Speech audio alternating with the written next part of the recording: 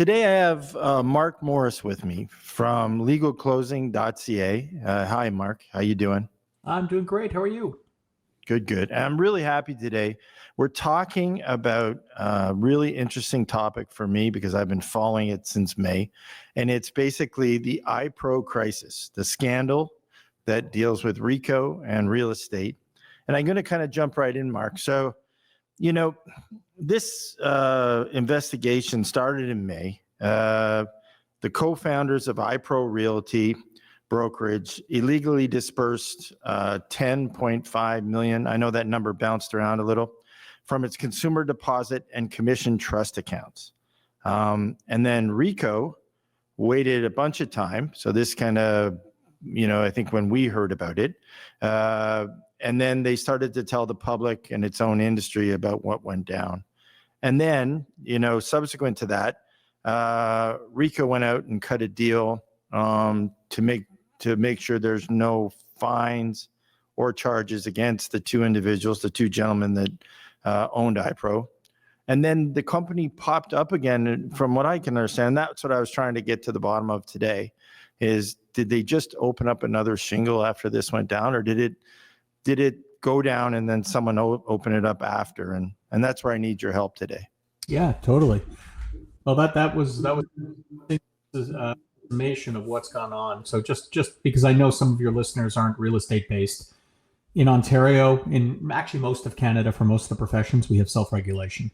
And self-regulation means that the province itself, the minister, isn't actually sitting and watching what happens. Instead, the minister reports to or appoints an organization. In brokerage sense, it's called RICO, the Real Estate Council of Ontario. And RICO is there to regulate and govern and ensure that realtors and brokers and brokerages live up to that most sacred trust, that being the permission granted by the province to collect people's monies and hold them and ensure that they are safe.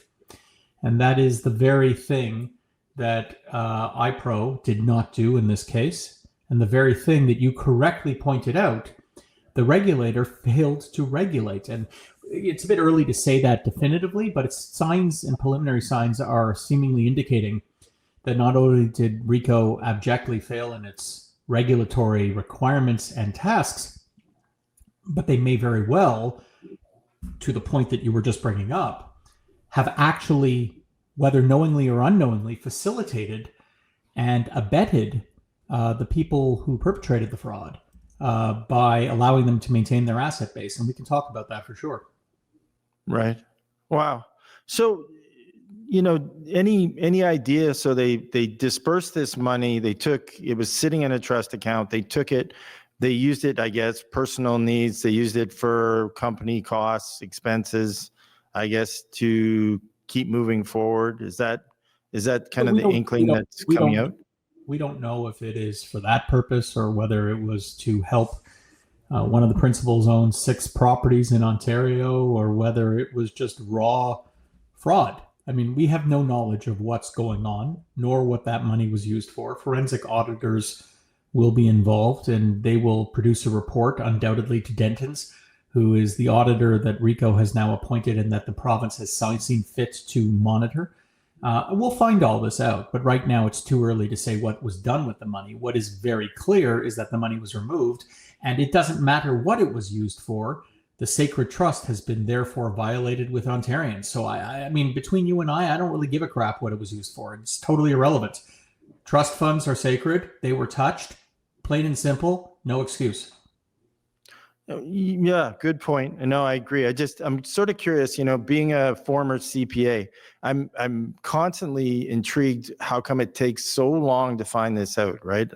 The forensic guys that I worked with years ago when I was practicing were super good, very meticulous and fast, right? They would come in quickly, move through your books. They could tell you within a couple of days where the money went, how.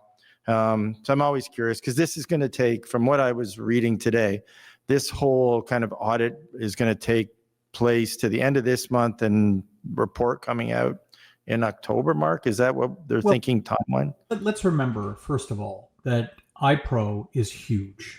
And when I say huge, just for context, 2,400 agents practicing means that the amount of money that is flowing in and out is an exceptionally large amount. And the forensic auditors are going to want to have individual accounting on files that are entirely messed up if the fraud was meticulously maintained over the course of months. I ran one of the largest law firms in Ontario for many years, and we had to do daily reconciliations, and with all of the resources that we brought to bear, controllers, accountants, you name it, every single day on top of our files.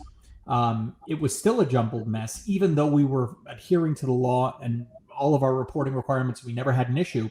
But my God, if you were trying to mess with the books, untangling that, particularly in the context of tens of thousands of transactions, it's not unreasonable to expect a month and a half of Denton's work to ultimately go through it, given size. The real question you are asking, which I think is more pertinent, is how did this happen in the first place? Why was it the case that RICO failed in its audit standards so badly? And there's two separate reasons for that. First is the immediacy of the event. Honestly, if they truly did, turns out that we'll find out from the Denton's audit, but if we find out that they truly did know about the fraud in May,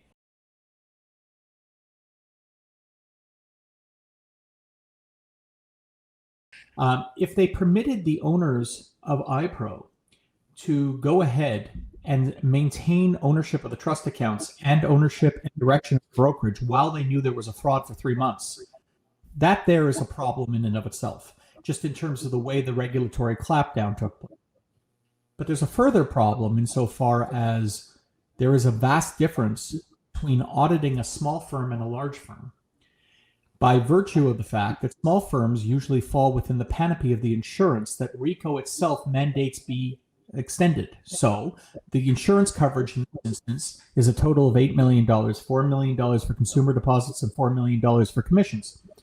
Okay, if you're a small firm and you're engaging in fraud, there's a high likelihood that the insurance premiums will cover whatever the fraud is. Thus, the general public won't be affected. But if you're a large firm, that's not the case. And what's more, because there is systemic risk to the system that we're now seeing in the iPro event with large firms that go down, and they're not the first large firm to go down. I was the lawyer of record for Redpin, which didn't go down because of fraud, but went down because of bankruptcy in 2015. And at that point, many people lost their shirt over and above the insurance premiums. And perhaps it's time for the regulator to ask, should there be separate audit tracks for large systemic risk firms versus smaller firms? And is there, obviously there is, a need for more immediacy upon the discovery of fraud, such that you aren't sitting around for 3 months and allowing the very people who may have perpetrated the fraud, who are alleged to perpetrate the fraud, to try to preserve their assets and save face? Right. So, Mark, just so I understand, because I think I got that. So the insurance coverage for large and small is the same. Yes. Right. So in this case, iPro is a big company, or was a big company. And so it would be covered up to $8 million. 4 million and 4 million. 4 million for consumer deposits, 4 million for commission. Now, if I may just give an editorial for a second, because I don't want people freaking out. Commission, above 4 million, people are going to, the realtors are going to unfortunately face a pay cut. Consumer deposits, if there are deposits in excess of the $4 million that are missing, that is to say, let's say they embezzled 5 million, 4 million is covered by insurance, 1 million is a discrepancy. There is no way in my mind that RICO can do anything except cover it out of their own funds, because the sacred trust will be broken with consumers forever. You either believe that your dollars are safe when you put them in a brokerage trust account, or you do not. And to RICO's credit, because RICO has had a bit of a change of heart and has been acting a bit differently last week once the disinfectant of sunshine was brought to bear, RICO has said, look, iPro, you are to continue to dispense any money from trust that is consumer deposit related, so that we do not stop any closing from taking place and so that there is no breach of agreements. And so it's seemingly the case that RICO is going to step up and protect consumer deposits, because what choice do they have? If they don't do that, then fundamentally brokerages themselves that have chosen to self-regulate and have been given the privilege of self-regulation have failed in that fundamental task. And as a result, every dollar that a consumer has to eat is directly affecting the credibility of realtors writ large. So I do not believe that realtors will actually allow, or RICO will allow itself to see a single penny of consumer deposits lost. That is the way they're conducting themselves right now. In terms of commissions, that's going to be a different story entirely. Okay. So, and RICO, sorry, and just, good knowledge base for me. And, my wife does real estate. So, trying to understand a little bit more of it. So RICO gets its funds from fees charged to realtors. Correct. Right. And I assume they have their own insurance. Well, no, they don't. They have an insurance provider called ClaimsPro. They don't self-insure. Okay. They use an insurer called ClaimsPro. Okay. So they would backstop the loss, I guess, whatever funds they have that they haven't used. And then they would backstop to make sure consumers aren't out, whatever monies are the delta, let's call it, right? Whatever the delta is. Okay. That is my conjecture. That isn't something that is, but honestly, it's a conjecture predicated upon some pretty obvious conclusions that you need to draw from where we are. Okay. And if they made a statement, like if they said anything to that effect, or they've been pretty quiet? They haven't said. They have said that every single transaction that is concluding, not the commissions, but consumer deposits, need to be paid out as they are demanded, and that iPro will continue to do so. What that leads you to believe is that they're clearly not doing a pro rata analysis. And as I very much doubt that they're going to leave one poor sucker at the end who had the transaction at the very end with $0, it's highly likely, given their actions, that they intend to make consumers whole, which is their charge, which is their mandate, and frankly is what I would expect from a regulator that takes itself seriously. Right. Okay. And then realtors, I guess realtors are the ones who probably, if again, there's a delta, they're going to have to figure that out. Not if. You see, there will be a delta for commissions, but that's not the big story. That's not the big. The big story is the one everyone's missing. Ontario, I know you have a national audience. Ontario has, like Vancouver, experienced a massive real estate boom, particularly in new construction, that lent itself until about 2022 through 2023, roughly. And new build construction means condos in Ontario, in Toronto, and condos have a 5-year development cycle. This is important because you have to understand the way realtors are actually paid on commissions. They are paid they're paid 4% of the purchase price, 2% upfront normally, 2% upfront, 2% on closing. The problem, the undisclosed problem, where the vast majority of the hit is going to be taken place, is when builders refuse to pay the additional 2% on closing because they have a contract with a defunct entity called iPro.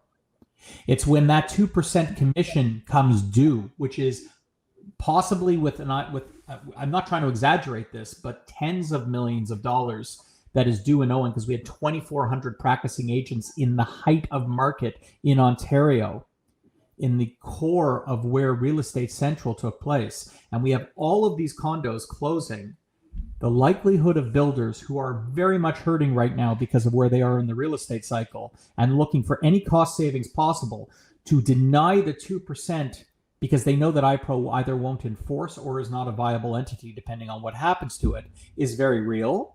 And that's not covered by insurance. And it's not identified yet because so many people haven't yet hit that stage and they don't realize they're not being paid. But that's where the true pain point will come for realtors from this scandal. Oh, wow. I never even thought of that. You hear the condo, conundrum all the time, especially in Ontario with the number of vacant condos and things going on and renting condos. Wow. Just another blow to the condo world. Well, actually, it's not a blow to the condo world. It's going to actually support the builders' bottom lines. But it come at individual expense, and all the people who worked and put their lives and sweat and tears and everything else into this are being let down because of the fraud. Yeah, no, I get it. So what happens to iPro? Like what happens to, I hear it opened up. So under iCloud Realty, is that the 17 offices reconfigured? This to my mind is the real scandal. So let's first understand. I know people don't like to speak law, but you'll permit me because for some crazy reason 25 years ago I decided to apply to law school, and now I speak this language. So the be all and end all is that there are two different ways of acquiring a property. The first is acquiring the shares. So the owners own shares in a company. They sell the shares. That company continues to exist. And you can put a new brand name or anything else, but the shares fundamentally pertain to the same company. So all the assets and liabilities continue with that.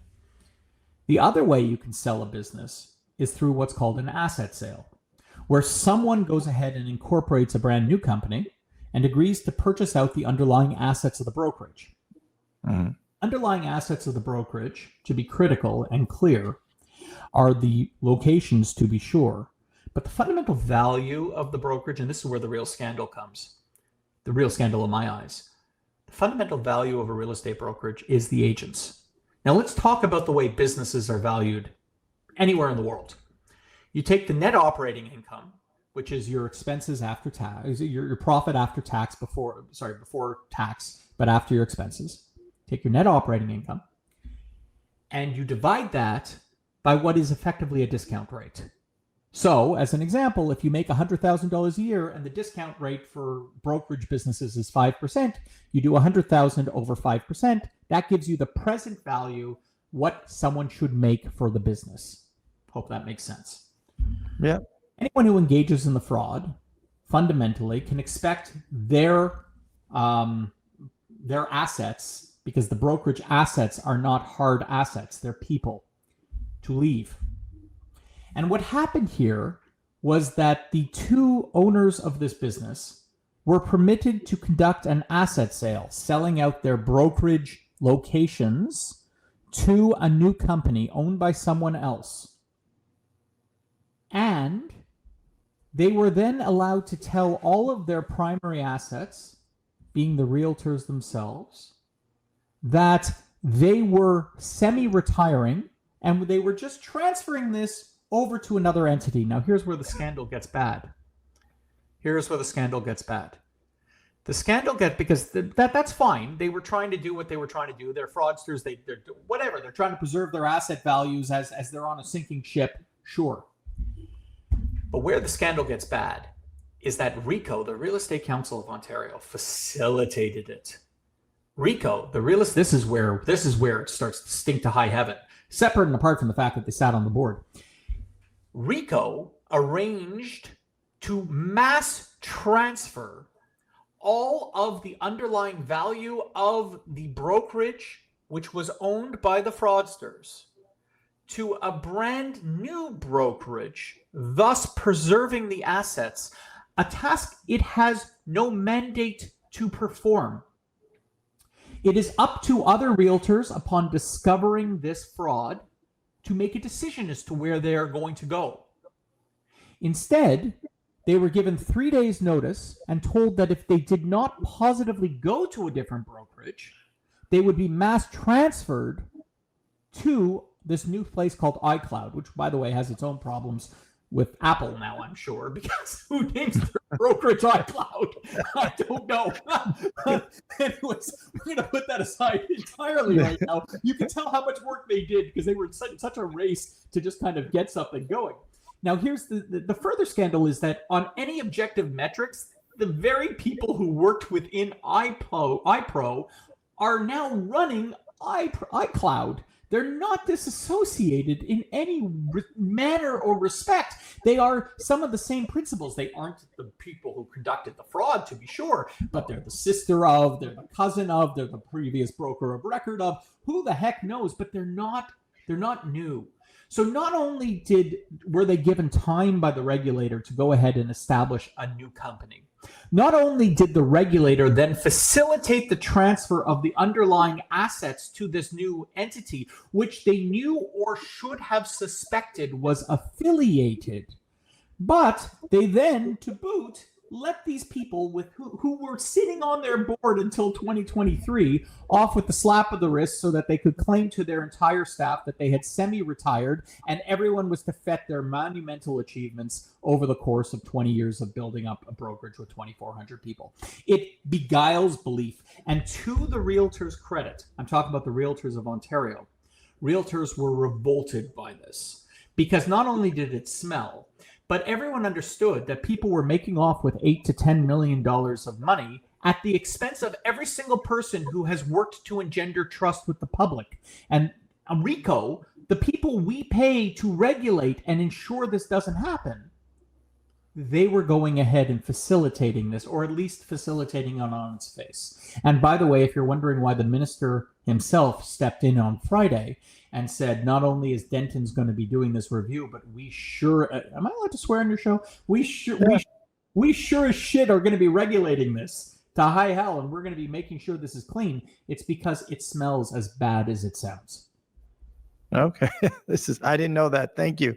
So what happens to iPro? Is it fold? Is it a bankrupt company now, or is it a?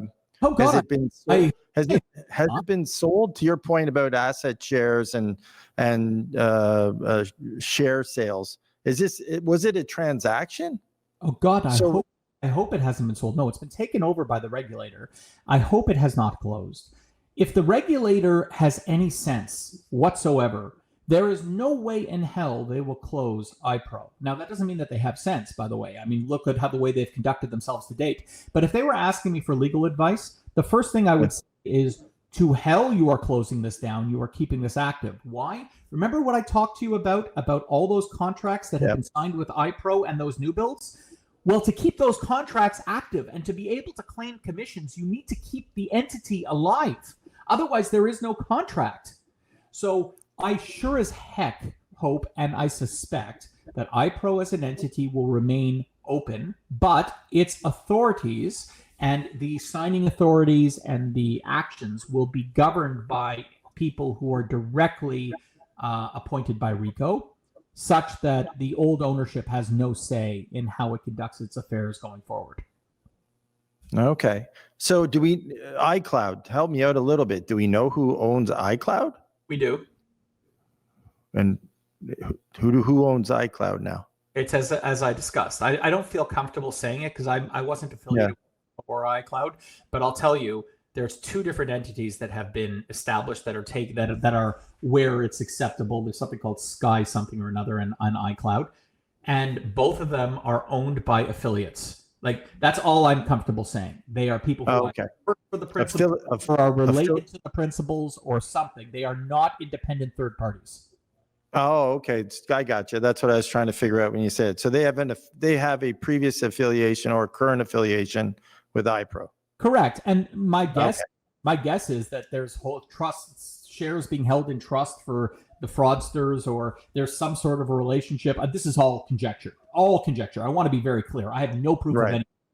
But it's not hard to understand what's going on. You can just see it. You can smell it. This is where, if I was conducting an audit, this is where I'd be zooming in. Right. No, very interesting. Cripes, it unravels because you don't read much. This is new kind of because we're understanding the background. And I think for people like myself who aren't in the industry, it's very interesting. So they talked about the Ombudsman. So let's talk about that for a minute. So now this thing unrolls. They're talking about maybe RICO having a more closer relationship or an oversight under the Ombudsman of Ontario. Yeah. What's your thoughts on that? And I have my own thoughts on that, but I'd like to get what yours are and understand what you're thinking. This could have happened under an ombudsman. This could have happened under. So you have a more conservative show, okay? So I'm gonna quote a conservative thinker. I was privileged to go through university, and I had Jordan Peterson as a professor, who taught me in a class of 12 people around in a circle. It was before he was famous, and before he went into a whole bunch of political dialogues and diatribes. He was quite brilliant in his own field, where he taught a course called Maps of Meaning. And the purpose of, I'm sorry if I'm wandering here, but it's actually very interesting. No. His work on Maps of Meaning came down to something quite seminal. He said, look, let's examine all of the world's religions, all the world's cultures. He's like, what is interesting about them is that they have passed stories on from generation to generation, even before the advent of writing, and those stories remained. I believe, speaking for Jordan, I believe that there is something fundamentally true about stories that are passed on from generation to generation to generation. There has to be an essence of humanity in those stories that makes sense to people, else they would stop telling the story. So we started examining all of the biblical stories and Vishnu and Krishna and the yin and the yang and the stories of Disney and Pinocchio. And you should listen to the Maps of Meaning. They're available on podcasts. It's actually fantastic. And Christianity and Judaism and Islam and God knows what, but they all have the same story, which is the fall from grace into the redemption. Now that's a Christian motif, but it's the same story over and over again, that you have to fall before ultimately you redeem yourself. And that is a truism of humanity. It's a truism of life. RICO has fallen.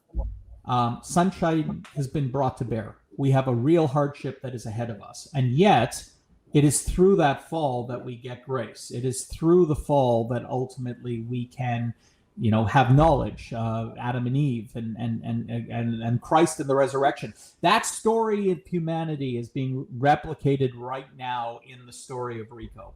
If you're asking what caused this, it's that RICO, frankly, was clearly rotten. I mean, in my view, this is an editorial again, but it was rotten. I mean, for a registrar to swipe a deal where $10 million is taken and all you get is the ability to claim that you've semi-retired with a birthday cake message and then preserve your assets as it goes over to another company and then give everyone a celebratory hug, and avoid provincial prosecution to boot, like all of it stunk.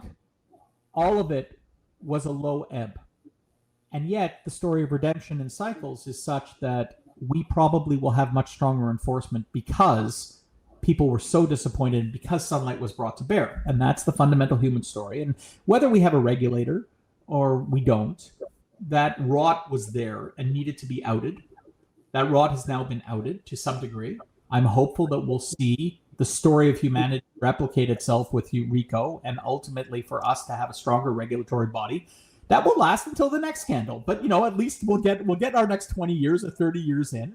And hopefully people have learned from this experience such that we regulate properly and understand the privilege that the province has given to us to ultimately protect Ontario's cherished monies. You can't conduct fraud.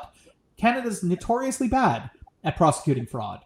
But it's very helpful when people get to see the behind the curtains and see just how bad they are at doing it.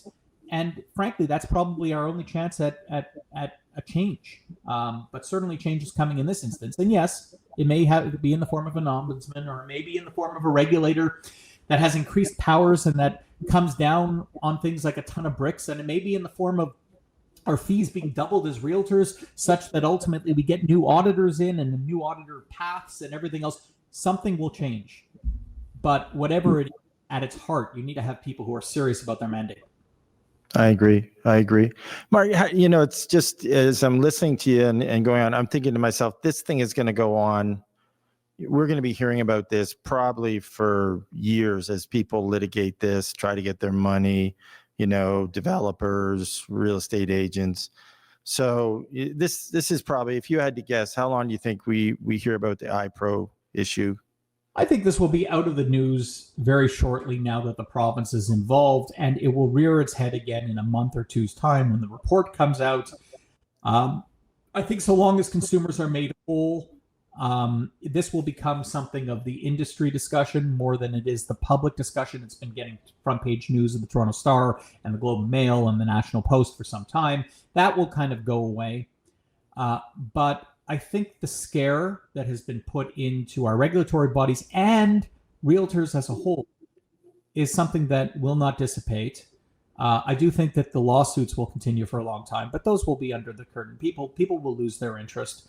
I do, however, think that there was enough sunlight and disinfectant that was brought to bear that whatever the outcome, fundamental change is afoot, and RICO will be proceeding in a very different way in terms of its enforcement mechanisms going forward. Now, let's try to bring that same gusto to the Law Society.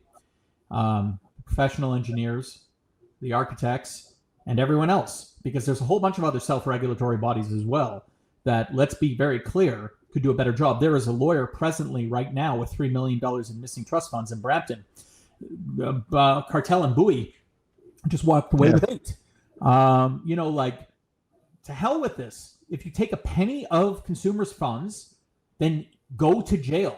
This is not something that we either are going to be serious about this or not. And if we're not, let me know, because I'm sitting here with a trust account with $15 million on a daily basis, and Tahiti seems really nice. Like, honestly, I would very much like to work on my tan. So tell me if we're being serious about this or not. And there's a whole bunch of professionals who, I'm saying this as a joke. Obviously, I'm not going to ever do anything with trust funds, but there are people who are on the cusp. And regulatory enforcement keeps them in line. And we have an obligation as Canadians to treat this more seriously and to understand that regulation means regulation and prosecution where ultimately it is warranted. Yeah, well said, Mark. I agree. And, I want to ask you a favor before we go. When the report comes out, I'd love to have you back on the show because I want to dissect that report, your background, my background in finance. I'd love to sit down and just go through it and see what the outcome is. This is so, when I started following this, I was so curious to where this ended up. It's always, to me, it's the final report when it comes out, to read where people land and how they saw it. So I'd really appreciate if you have time when we get the final report and we jump back on. And I want to thank you. I know we did this, Mark was gracious enough today to jump on this podcast because this is something that we had on our list. We've been wanting to do for a few weeks. So I really appreciate it. Mark Morris, principal from legalcloing.ca. Thanks for your time and look forward to talking to you again soon. It's a great pleasure. Thank you for being on top of this. It matters.